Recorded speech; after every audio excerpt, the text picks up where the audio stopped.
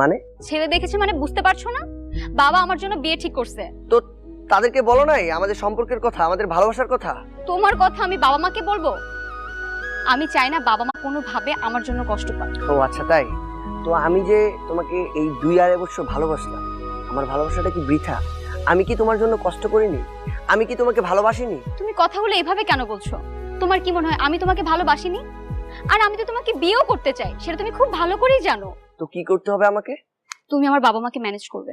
আমি তোমার বাবা মাকে ম্যানেজ করব? হ্যাঁ। তোমার মা বাবাকে আমার ম্যানেজ করতে হবে? আরে বাবা, আমি এখনো বেকার, কোনো কিছু করি না। আর এই জায়গায় আমার লেখাপড়ার কত চাপ, এই ঢাকা শহরে কত কাজ, এই কাজ ফেলে তোমাদের গ্রামের বাড়িতে গিয়ে তোমার মা বাবাকে আমি ম্যানেজ করব? না বাবা, সেটা আমি পারছি না। তোমার মা বাবাকে তোমাকে ম্যানেজ করতে হবে। তুমি কি সত্যি পারবে না? না, সেটা আমি পারবো না। তুমি কি চাও আমার অন্য কারোর সাথে বিয়ে হয়ে যাক? তুমি যদি চাও কাউকে বিয়ে করতে,